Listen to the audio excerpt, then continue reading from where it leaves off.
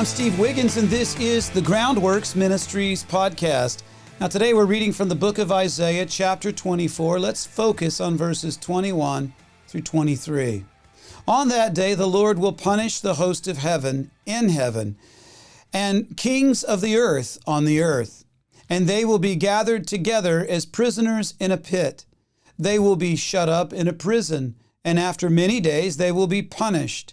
The moon will be confounded and the sun ashamed, for the Lord of hosts reigns on Mount Zion and in Jerusalem, and his glory will be before his elders.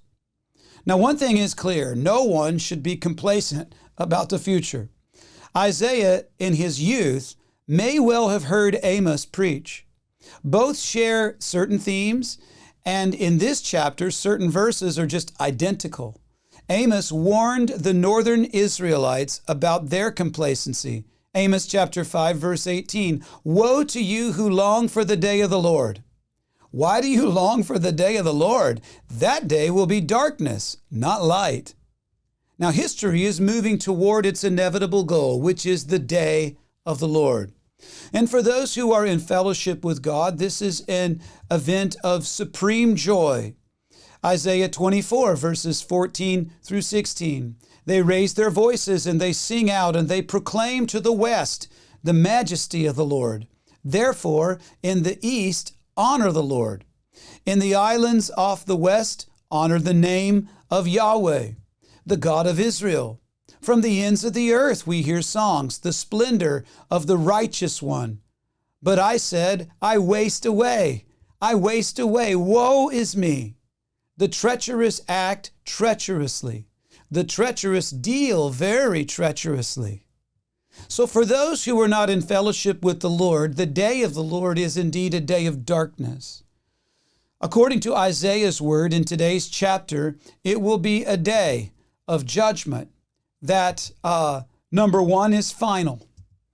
Number two, it includes Satan and his demonic angels. Number three, it occurs after a period of demonic imprisonment, and then it ends in sheer glory. So the big question on everybody's mind should be, how will I survive that day? That day is coming. It'll be final. It will end in sheer glory, but it'll also be terrible for those who don't know the Lord.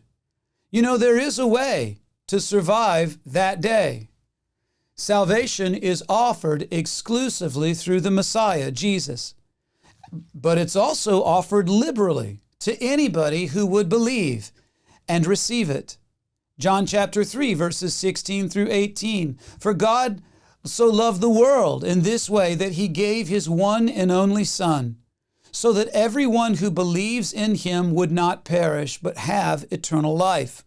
For God did not send his Son into the world that he might condemn the world, but that the world through him might be saved. You see, it's available to anyone. He says anyone who believes in him is not condemned. That's anyone.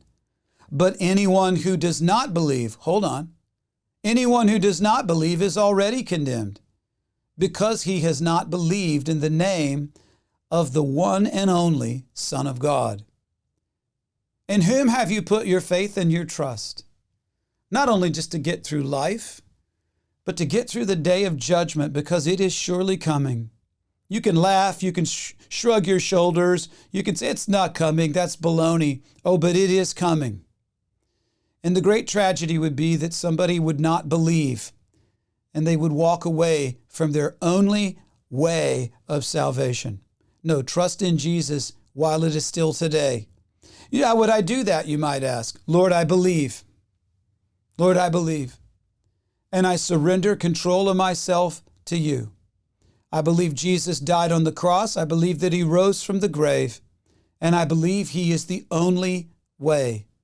So I surrender control of my life to you, the only way. I'm Steve Wiggins, and this is the Groundworks Ministries podcast. You know, Groundworks Ministries operates entirely through financial donations from faithful people like you. And yes, we need your monthly support. Donating is secure and it's easy at our website, groundworksministries.com. Another way to help is just tell people about Groundworks Ministries. Share these podcasts with friends and family and on your social media. And of course, you can always direct folks to our website, groundworksministries.com.